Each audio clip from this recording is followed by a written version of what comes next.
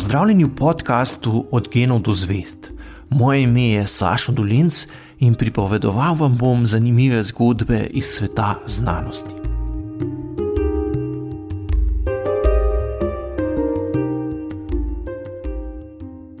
V času, ko veliko razpravljamo o napredku pri razvoju umetne inteligence, se je smiselno vprašati tudi, kako se je v milijonih let razvijala naravna inteligenca. Prešla je čez veliko pomembnih mejnikov. Prve preproste različice možganov so se pri živih bitjih pojavile šele po približno 3 milijardah let obstoja življenja na Zemlji. Pred približno 600 milijoni let so se razvila majhna, črvom podobna bitja v velikosti riževega zrna, ki so imela tudi možgane. S preprosto inteligenco so se lahko premikala proti hrani in bežala pred nevarnostjo. Zunanji svet so zaznavala le prek majhnega nabora živčnih celic, ki so se aktivirale denimo ob prisotnosti svetlobe ali vonjav. Kljub pomanjkljivemu poznavanju dogajanja v zunanjem svetu so ti črvi s preprostim algoritmom, ki je bil vgrajen v njihove možgane, precej uspešno iskali hrano. Ko pade košček hrane v vodo, se molekule razpršijo po okolici. Nastane tako imenovani gradient vonja, ko je koncentracija molekul visoka neposredno okoli vira hrane, z oddaljenostjo pa se postopno zmanjšuje. Izvor hrane so prva bitja z možgani našla z uporabo preprostega pravila. Kadar se koncentracija vonja po hrani povečuje, se gibaj naprej, ko pa se začenja koncentracija zmanjševati, zavij v stran. Stanje v okolici so razvrščala na dobro in slabo. Preprost algoritem jih je nato usmerjal k zanje dobrim stvarem, kot je hrana, in stran od slabih, kot so bile vonjave plenilcev. Prvi možgani so se razvili pri bitjih z dvostransko simetrijo, saj je bila to najbolj učinkovita oblika za aktivno navigacijo po okolici. Z dvostransko simetričnimi telesi so morali obvladati le gibanje naprej in zavijanje. Prav levo-desno simetrična oblika, ki je značilna za večino prosto živečih živali, se je izkazala kot optimalna za usmerjanje gibanja, kot ga izvajajo možgani.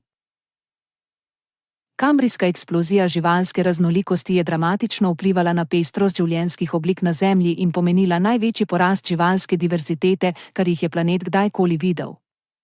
V tem obdobju, ki je potekalo pred približno 540 do 485 milijoni let, so se pojavile najrazličnejše velike, mobilne živali, ki so bile raznolike tako po obliki kot po velikosti in so zamenjale občutljiva, počasna in majhna bitja iz predhodnega obdobja. Kambrijsko eksplozijo je poleg klimatskih in geoloških sprememb sprožila prav iznajdba krmiljenja s preprostimi možgani, kar je pospešilo tekmo v plenjenju. V tem obdobju so v svetu prevladovali členonožci, predniki sodobnih žuželk, pajkov in rakov, ki so bili tudi zelo veliki, pogosto več metrov dolgi, opremljeni z ogromnimi kremplji in oklepnimi lupinami. Zato je kambrijsko obdobje znano po svoji osupljivi raznolikosti fosilov, ki zajemajo širok spekter živalskih oblik. To izrazito povečanje diverzitete in kompleksnosti oblik življenja, zlasti tistih z možgani, je pomenilo začetek njihove prevlade v živalskem kraljestvu. Dramatičen porast raznolikih življenjskih form med kambrijsko eksplozijo je bil ključni dogodek v zgodovini življenja na Zemlji, ki je postavil temelje za zapletene ekosisteme, ki so sledili. Pred približno 500 milijoni let so se pojavili prvi ribam podobi vretenčarji. Poleg drugačne strukture telesa so imeli tudi naprednejše možgane, ki niso znali izvajati le vgrajenih algoritmov, ampak so se lahko učili iz izkušenj. Z novo različico možganov so si te živali lahko zapomnile dejanja, ki so jih pripeljala do hrane ali druge vrste nagrade. Glavni problem učenja zaporedja dejanj, ki šele na koncu pripelje do želenega rezultata, je, da ni vnaprej jasno, katere od tekočih odločitev se bodo izkazale za ključne. Poleg tega se najpomembnejše odločitve pogosto zgodijo veliko prej, preden žival prejme nagrado. Zato se je v evoluciji kot uspešna oblika učenja izkazala metoda, pri kateri možgani nenehno ocenjujejo, kako verjetno je, da bodo sčasoma dosegli želeno nagrado. Izločanje dopamina v možganih deluje kot signal za oceno razlike med pričakovanimi in dejanskimi rezultati dejanj. Ko možgani začutijo, da je ugoden izid nenadoma postal bolj verjeten, kot so sprva domnevali, se sprosti več dopamina. Na ta način se utrjuje povezava med trenutnim dejanjem in končnim izidom. Dopaminski sistem v možganih ima ključno vlogo v procesu učenja, saj živalim omogoča, da se učijo iz izkušenj. Aktivnost dopaminskih nevronov namreč ne sporoča le pričakovane nagrade, temveč tudi napovedno vrednost dogodkov, ki vodijo do nje. Izločanje dopamina tako pomaga povezati ključne odločitve z njihovimi posledicami, tudi če do njih pride veliko pozneje. Dejanja, ki vodijo do želenih izidov, postanejo za možgane bolj verjetna, medtem ko se dejanja, ki ne prinašajo želenih rezultatov, postopoma opuščajo. Naslednja velika inovacija v delovanju možganov se je zgodila pred 150 milijoni let, ko so se pojavili sesalci. Prvi sesalci so bili vevericam podobna bitja v svetu, v katerem so prevladovali velikanski plenilski dinozavri. Preživljali so se tako, da so se podnevi skrivali, ponoči lovili žuželke, njihovi možgani pa so pridobili novo zmožnost simuliranja dogajanja v okolici. Tako se niso več učili le iz izkušenj, ampak so lahko svoje delovanje načrtovali vnaprej. Ko so opazili plenilce, so v mislih simulirali, ali jim bo uspelo pobegniti, ne da bi jih ujeli. Zmožnost simulacije gibanja je sesalcem omogočila tudi uporabo finih motoričnih spretnosti, saj so lahko vnaprej načrtovali gibanje telesa.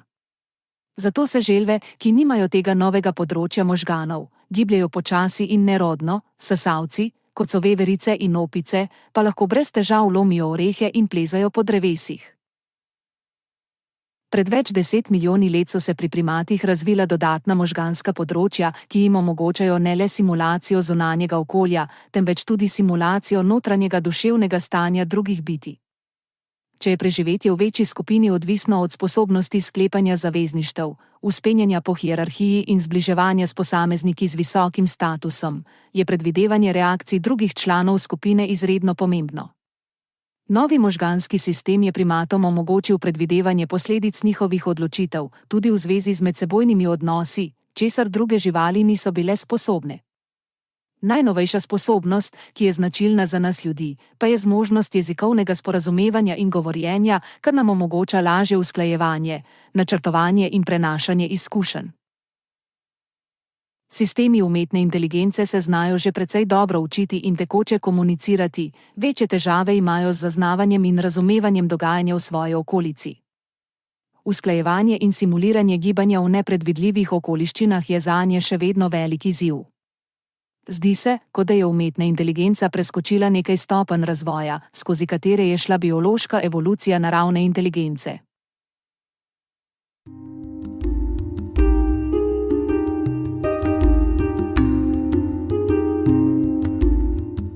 To je bil podcast Od genov do zvezd. Moje ime je Sašo Dolenc in z novo zgodbo se vam oglasim že kmalu.